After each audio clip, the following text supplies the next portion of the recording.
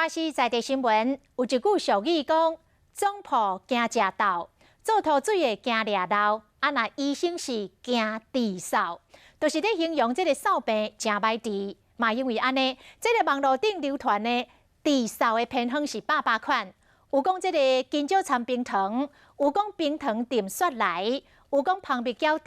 有讲啉青的姜水等等，这个偏方到底是可行不可行呢？台湾事实查核中心甲花市新闻合作，咱为中医甲西医的观点来了解上正确的治疗的方式。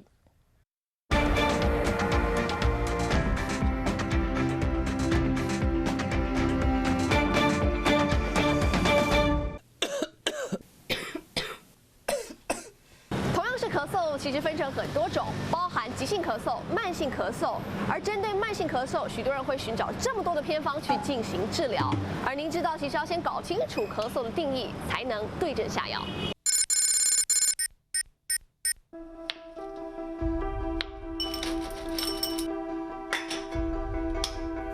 拍关键字，真侪文章拢讲冰糖浸金蕉，大约浸10分到15分钟对咳嗽发挥功效。这种是疗法，中西医拢无认同。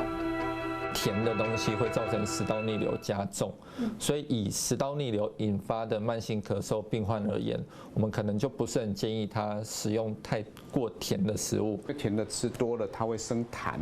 痰的话会造成咳嗽更加剧。冰糖炖香蕉被认为是错误讯息，但是更多人会吃冰糖炖雪梨，同样也含有高糖分，适合咳嗽者来食用吗？东西炖了以后，它可以滋润我们的喉咙，可以让它不那么干燥，不那么过敏。所以冰糖炖雪梨是针对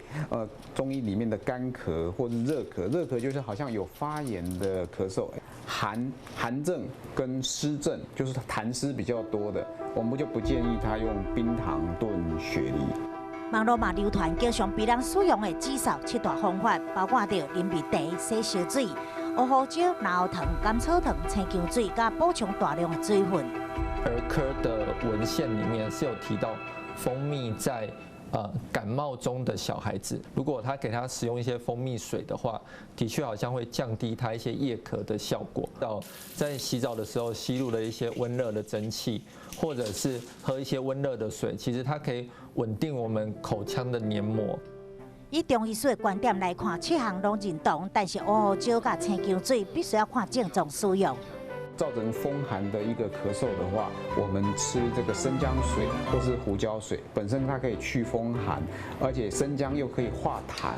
所以这种寒咳的话，用生姜水、胡椒水它是可以的。但是如果是喉咙的发炎，就不再建议喝这个生姜水跟胡椒水，它会造成火上加油，它会发炎得更厉害。不过中西医的观点说明治扫的方式，不过这个咳嗽是症状，并不是病因。若是咧扫时咧，也是要赶紧找出病因，才去治疗，及时避免让症状是愈来愈严重。